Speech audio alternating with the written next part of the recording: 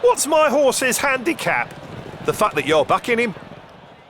Everyone loves a newbie. That's why Paddy Power Games are giving all new customers 60 free spins on daily jackpot games. New Paddy Power Games customers only. One per customer. T's and C's apply. 18 plus. BeGambleAware.org.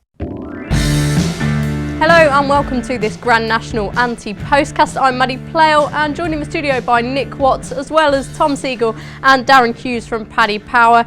Good morning, gents. Great to have you all with us. The Grand National, gosh, the market's looking crazy for what we'd usually expect, isn't it? Darren, Tiger Roll, what price is he now? He is a 7-2 favourite, Maddie. Yeah, no, I should just add that we are non-runner, no bet.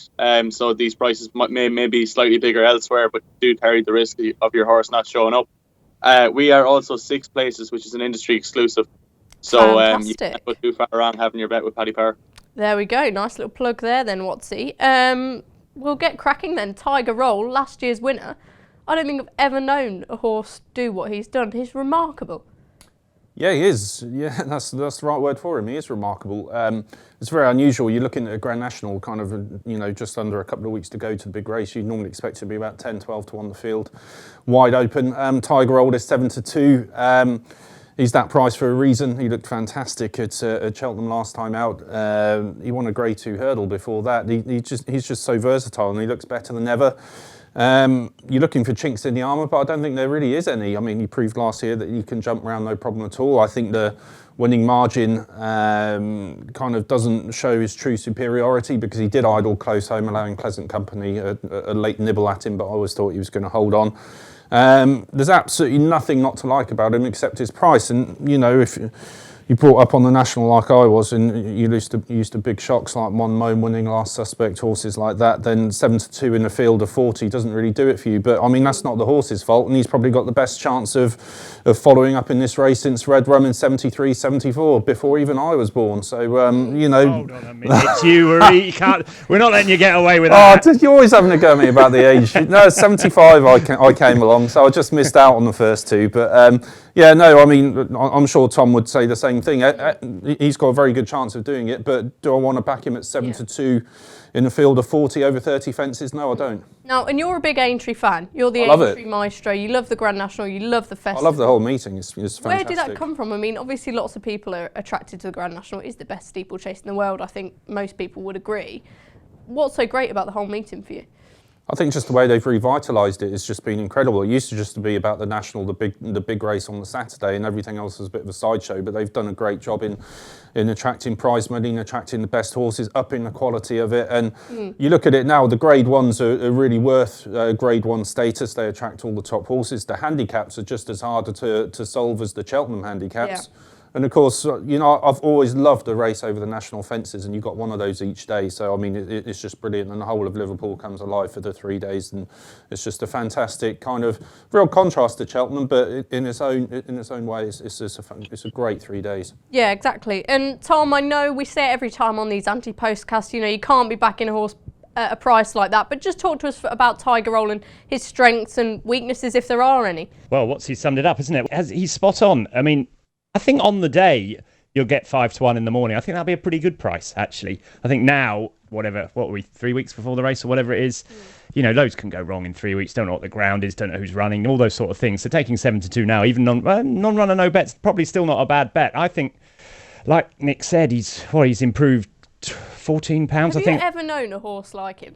Because I haven't. No, not really. No, not really. Flatbred, so win a Grade 2 2-mile 4 hurdle and then win the cross country at Cheltenham. Without breaking sweat. Yeah, I think abilities, you can't hide ability, can you? So I think there's lots of horses that could have won 2.5 mile hurdles that go on to win Grand Nationals and stuff like that. But the point about him is he's just so versatile. He's just such a good horse. And I think this year he's better, at least £10 better than he was last year. I think, if you look at his hurdles form, Race Post Ratings will tell you that was his best hurdles run by £10 at least. If you look at his cross-country chase, I think that's £11 better than anything Blinkers he's seem to have helped, don't they? Well, he's just a very good horse, isn't he? And he just travels and jumps. He does everything you like. And the thing about the National these days, I mean, Watsy will be more of a national specialist than I am, but not very many horses fall on the second. I think last year there was one, and I think the year before there was two. They knock the fences down after the first circuit, don't they? They take all the brush off, and they get quite small by the end of it. So it's all about getting over the first 7 or 8, really. And Tiger Roll's so, so lithe. He's so adaptable. He's got so much sort of quality and travelling ability that those are the sort of fences that I don't really worry about him for. He just doesn't seem to have a problem with, because he can get himself out of trouble. He's little, he's nimble, all those sort of things that you normally worry about a national horse. You don't really worry about with him. And look, 7-2, non-runner, no bet. I think there's worse 7-2 prices, believe it or not, every single day than that. I never thought I'd hear you say that. Well, I'm not going to back him. I wouldn't dream of backing him now. But do I, if you're going to ask me, do I think would he win it 1 in 4 times? I think he probably would. I think he probably would if you ran the race 4 times and would Tiger Roll win it 1 of them. I think he probably would, yeah. Yeah. And Darren, what's your view on Tiger Roll? He's an absolute hero now, isn't he? Ireland absolutely loves him. Gee, I wouldn't mind having a bit whatever Tom is on there. What? I can't get my head around what 7-2. No way, lads. Like what? Okay, yeah, he is probably a better horse this year. I will agree with that, but like, just put a bit of realism into this. Like, his hurdles running Navan, right? That looked really impressive. Nothing has come out. Like, Kraken Smart was then well beaten in the Carl hurdle. Cock and Man was well beaten since in the stairs, and Bless the Wings was pulled up. Go to the cross country then. What did he beat? He beat an 11-year-old Urgent de Gregain who was pulled up on his start before that, and that was his only start since the cross country of the previous year. He beat Josie's Orders, who's well past it. He beat Ballycasey, who doesn't get 4 miles in a horse box. Shut up, Darren. Stop it, man. The horse is an absolute freak. It's won 3-4 festivals. It's won a Grand National. You cannot diss this horse in any stretch of the imagination. I'm not dissing him. I'm just saying, like, for a 7-2 shot in the most competitive race it's not anywhere in the world all year round. It's not. So much. It's not. There's 27 of them can't possibly win. There's 10 possible winners. It's not competitive. What you're talking about is if he gets luck does play a part. But you're trying to tell me this is a competitive race, and it simply isn't. Actually, you're the first person I've ever come across to say the Grand National is not competitive. I mean, like, there's literally 40 runners in the race. They're all going there with some semblance of a chance. I cannot have this. Like, even after the cross country, you had fellas talking about running Tiger Roll in the Gold Cup. Why did he not run in the Gold Cup? What is going on? Like, he hasn't beaten a horse that wouldn't be 500-1 in the Gold Cup to rob a line off Paul Keeley. I cannot wrap my head around this. What I will say is, I actually think on the day, I do disagree with Tom again. I think he could go off sub 2-1. I could see him going off 15-10. I never said he wouldn't get pricey start. I think in the morning you'll get 5-1 in the morning, just to attract people up. I'm just saying I can see him going off 15-8, and I could be wrong now with that. My intention would be to play slate the horse. To be honest with you, I can't see. I just don't buy it. I don't believe it. I honestly just can't have it. Like, if you're asking me, is he even money to play? Like, he's going to be less than even money to place in the race. I make that to be a decent lay. Like, if you're not opening your doors to lay this horse at 5-2, 3-1, pack it in, you're in the wrong business. Because this to me, maker, you're Darren.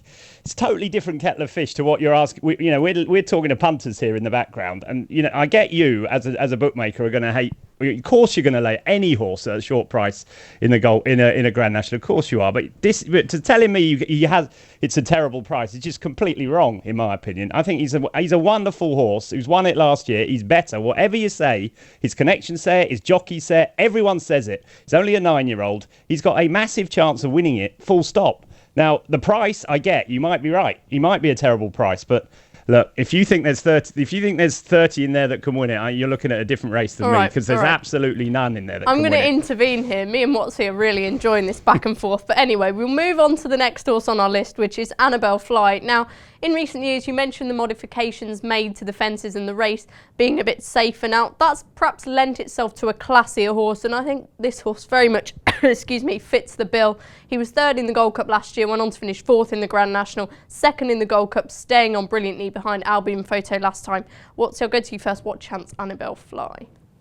Yeah, good chance. I mean, I suppose the proximity of Cheltenham to Aintree this year is slightly shorter, so that would be a concern. But I mean, in terms of his Gold Cup run, yeah, I mean, plenty of horses have used the Gold Cup as a prep. Yeah, the way he stayed on up the hill, I thought there was loads to take from that. He's had a nice campaign, and he was given a strange ride in this race last season. It was a very kind of safe defensive ride by Barry Geraghty. He's on the outside all the time, probably he's much wider than he needed to be, and probably gave away a bit of ground like that, and he still managed to finish in the frame. So, and he brings a lot of class to the race. So, yeah, I mean, if he takes to it as well this year as he did last year, then of course, yeah, he has to be a big player, I think. And Tom, you say Tiger Roll's a better horse, well, so is Annabelle Fly, and I know you're a big fan of him. Yeah, I like him a lot. Yeah, he didn't have a great preparation last year. everything went wrong, really. He had a terrible fall in the Irish Gold Cup and did really well to finish third in the Gold Cup, and then ran here. I agree with Watsy. I thought he was... I had a word with a few of the connections about him, and they never thought he was quite right last year. They think he's a much better horse this year. He's a little bit higher in the weights. I think he'll end up with top weight. I doubt Bristol de Mai will run. But yeah, he's got a good chance. Yeah, he's right in there. Presumably he'd be in your sort of group that can win. Yeah, absolutely. Of course he can. He stays. He's been around there before. As I say, I don't think it's the jumping test it was. I'm slightly different from you and probably contradicting what I said before about Tiger Roll. But I think the lack of height of the fences makes it a totally different race and actually brings lesser horses into it. That if you look through the last few years, there's been lots of weird results. Last year Tiger Roll when they compress the handicap and there seems but that's not going to be the case this year, is it? I think we're going to have I think there might be horses getting off 10 stone, which give whereas we haven't had that for a few years, which makes it a slightly different race. But I think with these massive handicaps, it's the same on the flat every year, and it's the same in lots of these handicaps. You get a lot of horses that don't drop in the weights that literally aren't in very good form. So I'm of the opinion that these Annabelle Flies and Tiger Rolls have huge chances. And Darren, what about you? Not keen on Tiger Roll. Does Annabelle Fly do it for you? He does, yeah. Sorry, I just because I didn't get a chance in my argument with Tom to actually call out prices, so I give a full list of prices there to a certain point. So yeah, Tiger Roll is our badly priced 7-2 favourite. Annabelle Fly is 10s, Rat Bindon is 10s, Vintage Cloud is 12-1, Lakeview Lad is 14s, Miss Parfois is 16s, Maldini's 20s, Rock the Casbah for Philip Hobbs is 20-1, Jury Duty is 22-1, Walk in the Mill is 22-1, and it's 25 Spar. So on Annabelle Fly, I cannot believe the difference in price between him and Tiger Roll. I honestly can't. I think he should be the favourite in this race. There's no other horse I'm looking down to this list. Bar Bristol de Mai, there's no one else in the race that could finish second in a Gold Cup. None. For me, he's the classiest horse in the whole race. The issue, I suppose, is that he is going to end up carrying top weight, and that's a challenge no matter how good a horse you are. If you have to give 2 stone to something, for me, he jumps well enough. He'll relish the trip. As Tom said, he probably wasn't just fully right last year going into it, whereas this year he's had a reasonably good prep. The only other small issue is the length of time between the Gold Cup and the Grand National. It's not the longest it's ever been, and will he be fresh enough to turn around in a couple of weeks' time and put in a career best or damn near it to go and win a Grand National? I'm not sure, but we're 10-1. There's as big as 12s out there. Barring accident, I cannot see him out of the frame. I think he's a great price at that. Okay. Yeah, you can definitely see what you're saying with regards to the form. I mean, he has got the strongest form in the race, hasn't he? We'll move on to Rathfinden, excuse me, who won the 4-miler last season. Willie Mullins always tends to run his good Grand National hopes in the Bobby Joe chase. The last horse to win at the Grand National after winning the Bobby Joe was Hedgehunter in 2005, of course. An 11-year-old Watsy, but plenty of 11-year-olds have won it in the past, and he looks like he's got the right sort of profile for this. Similar sentiments apply to Rathfinden, really. There's not a huge amount not to like about his chance. Does he stay? Yes, he does. He won the 4-miler last season, beat Mrs. Parfois. He comes into the race nice and fresh. He's only had 1 run this season. That was a winning run, the Bobby Joe chase, like you said. No, not at all. I think it's we're getting to April now. We're getting to the time of year when I think it's a bonus to have not raced too much over the winter, especially for a test such as this. He's normally a pretty sound jumper. He's got good novice form going back to his novice chase days with all the good ones from Ireland.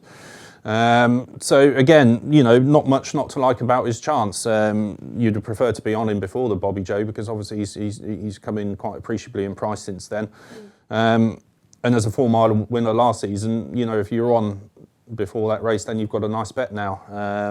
But yeah, no, he's solid. I can't really pick too many holes in him either, to be honest. Okay, let's keep going down through them. Speak up, Tom and Darren, if you do have any thoughts on ones that we've already mentioned. But let's go on to Vintage Clouds, and I'll go to you next, Tom. Second in the Ultima last time. He's sort of been knocking on the door in these sorts of races. I know Tom Park's a big Vintage Clouds fan, and he's got the Trevor Hemmings connection, so could he give him another win in the race? Yes and no. He's one of those for me. I think he's a bit of a nearly horse, isn't he? He never seems to actually win that much. I mean, this is where I'm. Watsy's be better man to ask about this. I'm just confused about horses like this in the Grand National these days. Because 5 years ago, I would have given him 0 chance because I don't think he jumps. But I've seen him around the Welsh National a few times, and he just doesn't really jump that well. I don't think. Maybe the better ground will help him. He jumped fine at Cheltenham the other day, to be fair to him, and getting lots of weight down the bottom. Yes, he stays. He stays, and he does everything right. I'd be slightly concerned about his jumping, but then it's a different national these days. As I say, not many horses. As I say, if you get over the first 7, you've got a very good chance of getting round. And if that's the case, yeah, why not? Down the bottom of the weights, he's coming on the back of a good run at Cheltenham. He's been trained for the race. Didn't get in last year, did he? That was a bit gutting for a lot of people. Yeah. I mean, there's lots in his favour. I mean, he would be one of the ones that we saw recently that is in good form coming here with a big chance. Yeah, so I quite like him, yeah. And similar comments have got to apply to Hemmings' other runner, Lakeview Lad, who ran an absolute screamer in that Autumn off top weight, didn't he? Yeah, he ran really well too. He's big improver, isn't he, this year? He's a bit like One for Arthur, I think. He sort of came from nowhere to put himself right into the firing line. Yeah, that was a big improvement for me, his Cheltenham run there, and he stayed on really well. So yes, the only thing I'd say is, while Darren hates Tiger Roll, I think Tiger Rolls could give Lakeview £4 every day of the week and beat him 20 lengths every day of the week myself. So I'm just worried slightly in terms of class, whether he's quite well handicapped enough to win it. Okay, and Darren, we'll go over to you to talk about Maldini. We know this trainer is, often preps his horses in unconventional ways, but this horse won a race over 2 mile 1 furlongs last time. That's a bit mad, isn't it, for a Grand National prep? Well, he was beaten there in Limerick that day, Matty. He's not 14 over fences. He actually reminds me of Rule of the World, who won it was it David Mullins and Mouse Morris, 2014 or 15, I can't remember, at a big price. It's actually scary how similar their profiles are. I'm just going down through his form and have Rule of the World's up beside it, and it's actually nearly identical. It wouldn't be unheard of for Pat Kelly to give a horse an unorthodox preparation for one of these big races, but it would take a much more forgiving fella than myself. As Tom says, I'm a hateful little fella to back a horse after 14 over fences. So look, he could well go and win it, but will I be backing him to break his duck over fences in a Grand National? I certainly will not. And what's he to spring back to you? Rock the Casbah, I think quite a few people are quietly fancying. We've not seen him in quite a while, but he's been in good form, and he's always sort of threatened to be a horse who would go well in a race like this. Yeah, I kind of feel we're covering similar ground with horses like Rock the Casbah as we are with Vintage Clouds and Lakeview Lad. It's kind of a similar-ish kind of horse. Yeah, he won 2 starts ago. We haven't seen him for a while. He's obviously been geared up for this race. There is a horse who I want to come to later on if we don't do before, who thrashed him in the Bet365 Gold Cup last season, called Step Back, who I think could be very interesting for this race, but we'll come to him in a bit. I think he beat Rock the Casbah by 13 lengths, or a very long margin in that race. So he's another one of those who comes into the bracket of, he could run well in it. But he's not taking your breath away. No, exactly. Yeah, okay. Yeah. And I think Richard Johnson's going to ride him. And he doesn't get the best of luck in this race, does he, Richard? No, he doesn't even like riding in it. He tends to sort of stay away from the stairs. Yet to break his duck, and he goes back an awful long way. So I think this is, to be fair, if he does ride this horse, and I think he probably will, probably give him better spin than some of those he's had in the past. But he could run well, but I don't quite see him winning. Okay, and Philip Hobbs, I don't think he's ever won the race either. Some more of the Irish contingent. Tom, I'll go to you next. Let's just spin through them. Pleasant Company, second in the race last year. Dunikos won at Punchestown. Jury Duty, he's won a Grand National, but that was at Fairhills and over hurdles. Noble Endeavour, again, quietly fancied by quite a few. What would you make of the remainder of the Irish Challenge? I think Pleasant Company will run well again. No reason why he shouldn't. Don't like the other 3 you mentioned there. Don't think Dunikos will jump well enough. What was the other ones you mentioned there? Jury Duty, Noble Endeavour. Jury Duty, no, I don't think he'll stay. Noble Endeavour got worse form figures than Reading, and that's quite hard. I did think right down the bottom, though, another one of Willie Marlin's, his horse's Pair of Brown Eyes, was quite an interesting one at a big price. I think. I missed him out. Yeah, Leinster National winner. Yeah, I think officially he's the best handicapped horse in the race. I think he went up, I don't know, £11 or whatever he won, or £12 for what he won at Leinster, and I think the handicap would tell you he's the one that's handicapped best in the race. It's quite interesting if he jumps. I think he'd like a bit of soft ground, really, but he's always been a good horse. He's won twice, two of those big handicaps in the past twice, and Willie Mullins will have targeted this race after his last run. He said he had to win that day, and he was delighted he won because he had to get qualified for the National, and so only his win last time qualified him for the race because you have to have won over 3 miles. Yeah. So So he's quite interesting of the Irish. I think Gordon Elliott's, it's all about Tiger Roll for him. I thought Atois Phil ran okay in the Pertemps the other day. He sort of ran a bit like, what was the name of Dr. Newland's horse that won it? Pinot de Rey. He ran a bit like he did in the Pertemps before coming to the National, but I'm not sure he's a stayer either. So don't really, I think the obvious ones are the obvious ones. The Mullins 3, pair of Brown Eyes, Rathvinden, and Pleasant Company, Annabelle Fly and Tiger Roll. They'd be my Irish ones. Yeah, it does seem very much like it's, for me at least anyway, when I'm looking at it, it's quite an obvious race in that there's nothing that's staring at me at a big price that I really want to back. Darren, is there anything that you're interested in at sort of double figure odds? Yeah, I'll touch on a couple there of Willie's. So we'll just go back to Rathvinden for a quick second. Sure. I'm massive fan of the horse, really like him. I think he should stay the trip, but I think it is wise to also remember that after the 4-miler at Cheltenham last year, he was properly out in his feet. Now, obviously, it was a attritional sort of test, but I know the Aintree is a flatter track and everything else, but I'd say that is the limit of his stamina now. I'm not sure, is he an absolute guaranteed stayer? That would just be a slight worry for me, but he does jump well, and if Bristol de Mai was to come out, I'd actually like to see Patrick ride him, because Patrick has a great rapport with the horse by the looks of things. Currently he's carrying 10-10, and that's too low of a weight for Patrick, but were Bristol de Mai to come out maybe one or two more up the top, that might help him, to carry more weight, and then Patrick could actually go and ride him. Pleasant Company, his form figures are pretty much identical to what they were last year before he finished second. Last year he was going into the race of finishing 9th, 14th, and then pulled up before coming second. This year he's been way down the field in 2 races.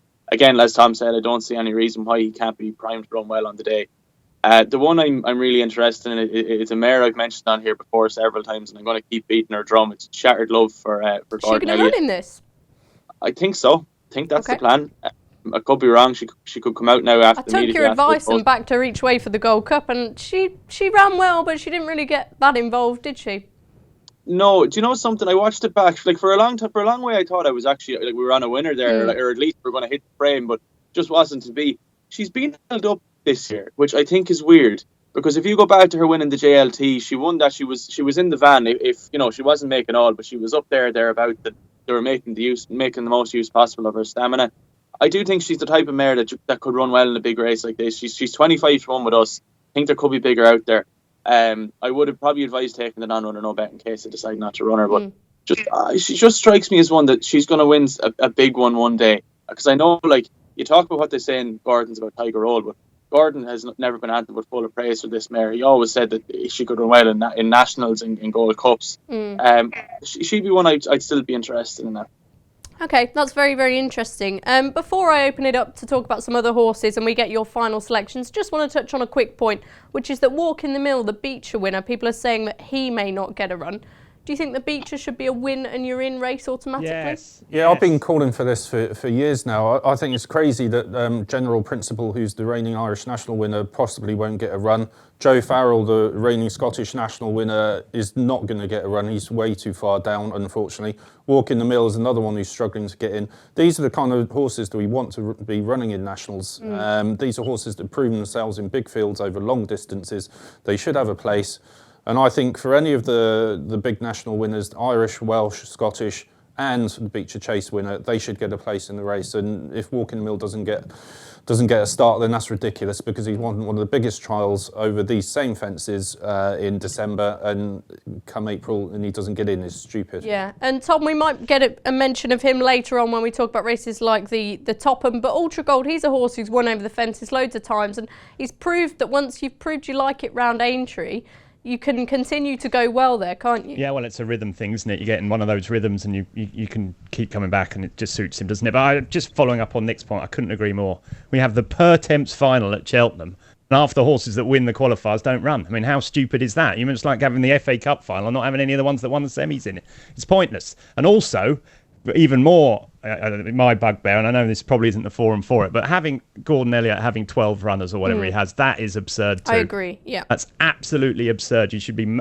I don't care how many horses you can get in the handicap. He's going to run 7 that he knows can't win. And I know his owners will say they want to run it, but you should be five top whack for any trainer, because I think it stops horses like Walk in the Mill, like Ultra Gold, like the one Nick said, Joe Farrell, with the only got one shot at it with a trainer, and they can't get in. I mean, it's absurd. So those would be my two things. I agree with Nick entirely about both of them. Okay, Darren, any differing views before we move on?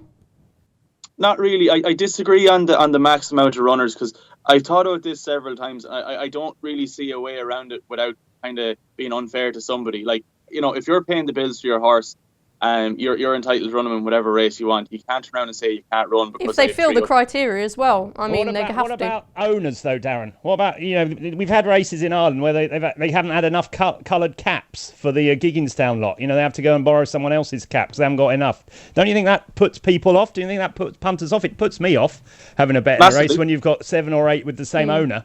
I don't disagree. Yeah, it's not the most endearing sight in the world. I do agree with that, but again, I'm just struggling to find a way around. Like, what do you do? You'd say you can only run 3 or 4. Simple as that. Okay. One owner can only have 3 or 4 you runners. Say you only run 3 or 4. I've seen, say, graded chases here in Ireland that have 4 Gigginstown and 4 JP. Let's say you're going to say 3 max Gigginstown, 3 max JP. You're not going to find another 2 runners at the race. You're just going to have 6 runners instead of 8. Well, it doesn't make any. The horses now are centralised. We're not talking about an 8-runner race at Clonmel. We're talking about the Grand National with 40 runners. You could fill it 20 times if you wanted to. All I'm saying is that to have 7 or 8 Gigginstown runners with hats that no one's seen of, it's quite simple. You say to Mr. Ryanair, you say you can have 5 runners. Simple as that. You choose your 5 and the rest of them can't run. Okay, it's easy. You both made your points. This is going to get nasty if I don't intervene.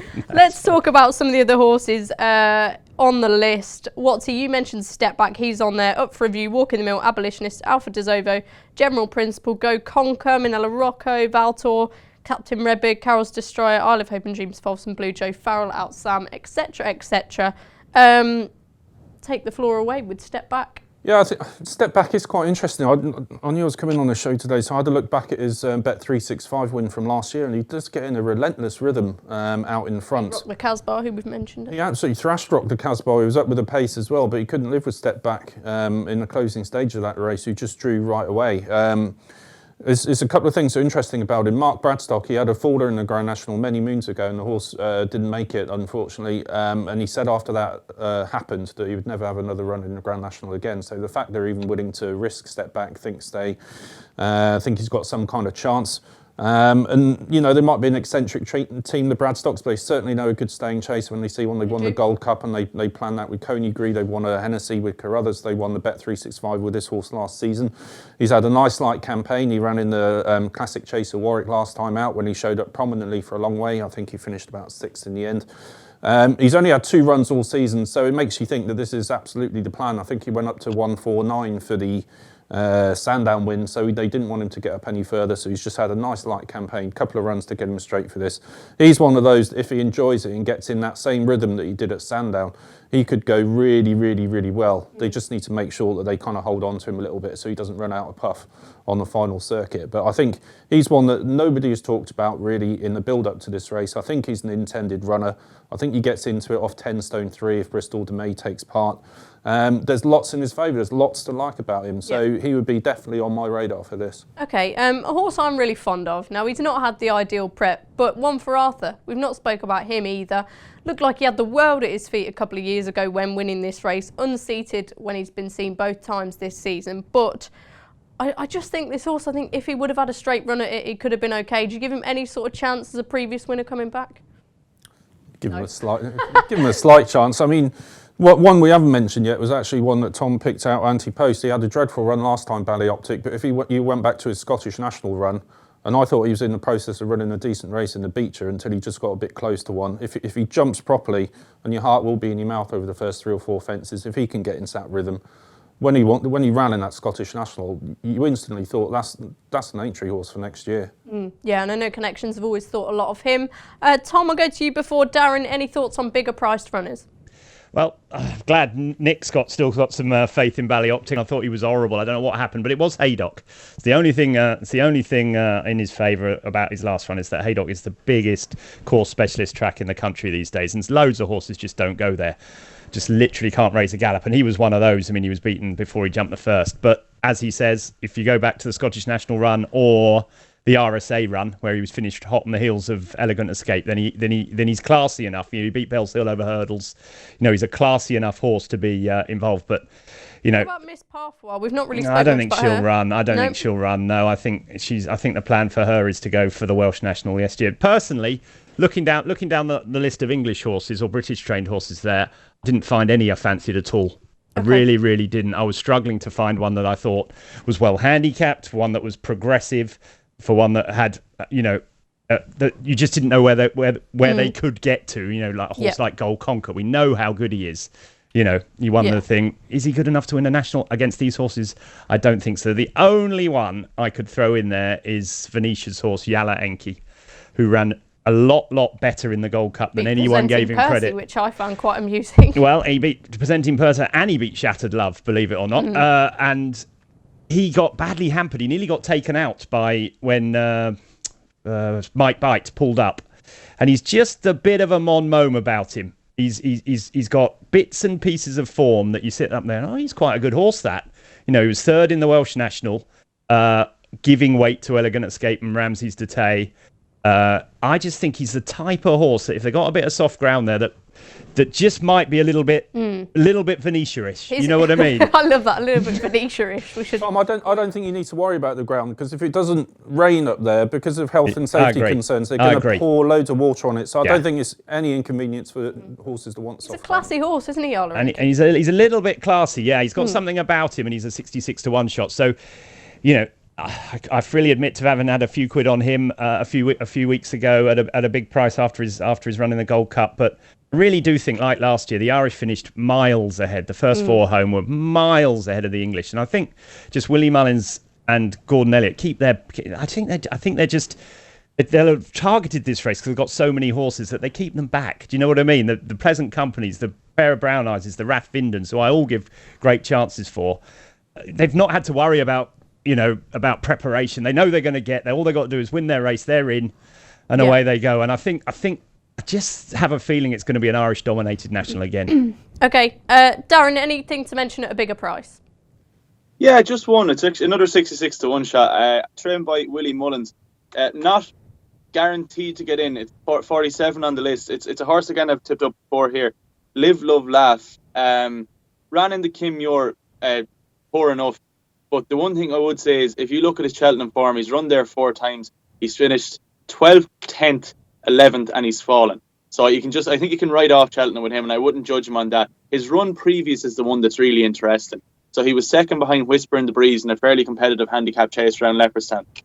Since that, Cadmium has come out and obviously run well, or he's actually won a race. Cubomania won yesterday and was second behind Cadmium before that. Land of Hope and Glory was beaten 16 lengths in that race. He won over hurdles even there. Was it yesterday or the day before the weekend?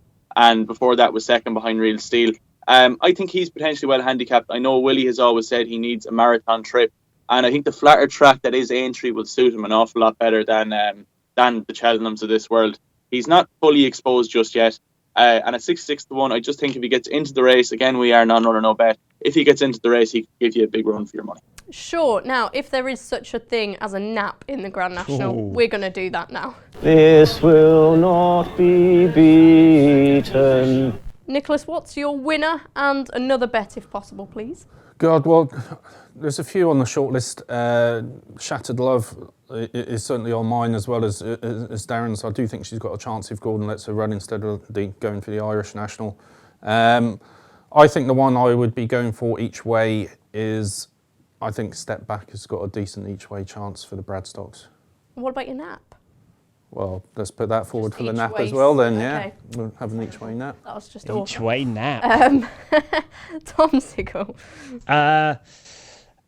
Believe it or not, it's not going to be Tiger Roll, Darren, despite it being the worst price ever in history. I think Rath Vinden is the most likely winner at this stage.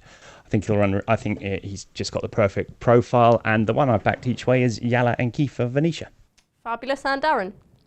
Nap the whole day is a false start to happen in the Grand National. We'll have a price up for that in the morning of the race.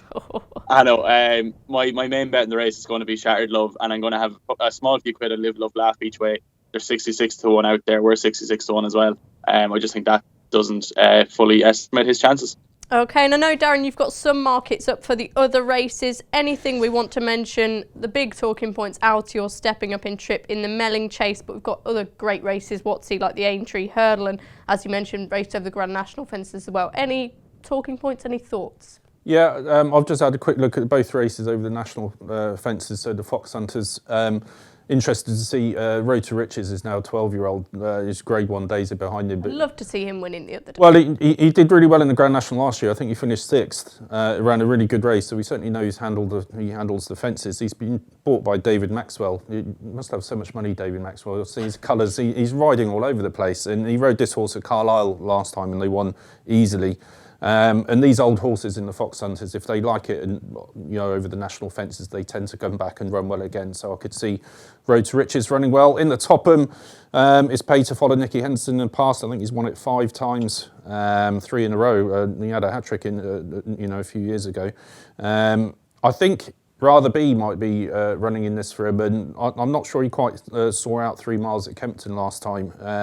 So I think this kind of intermediate trip would be fine for him. He's been a bit disappointing this season. He hasn't quite done what I thought he would do, particularly after that good run at Cheltenham last season at the festival. But again, he's not one that's averse to big fields. He's run well in them in the past. He's normally quite a good jumper, and Hendo's record in that race, means that I think Rather Be would be interesting if he went for it. Okay, Darren, any prices on any of those, or am I being a bit too expectant of you? No, I have the Fox Hunters here. We have Burning Ambition in as our 9-2 fav. Road to Rome is 6-1. Uccello Conti is 6-1. Cruise Linen is 7s. Shanto Flyers 8s. Seafood is 12s. Top Wood is 12s. Ballon the Slow is 12s. Had to Burley is 12s. Mr. Mix is 12s, and it's 14. Sorry, Road to Riches then for Nick is 14s, and it's 16s bar. Okay, fab. Any thoughts on the other races from you? Some good sort of hurdling action as well. The Melling is the one I'm looking forward to. I think everyone is looking forward to it, just to see Altior stepping up and trip.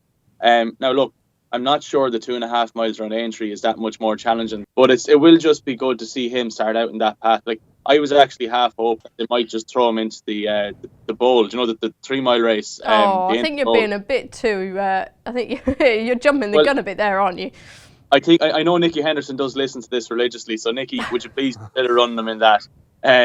No, look, I think that's probably the most exciting race bar at the national itself, obviously, because I think this is a horse, like, this is a special horse, and I can't say that hasn't already been said about him, but to send him out there on this path, step him up and trip, and potentially seeing him in the Gold Cup next year, this is step 1 on that path. That's what I'm looking forward most to seeing at Aintree. Yeah, exactly. I'm sure many people would be agreeing with you. And Tom, I don't want to put words in your mouth here, but I know you're a big Band of Outlaws fan, and Aintree could suit him perfectly, couldn't it? Yeah, I think that's the plan. I think he's going to go there. I don't see any track being an issue for him. I think he's a really good little horse. I'd love to see him against Fuzil Raffles, Nicky Henderson's horse, the one at Kempton.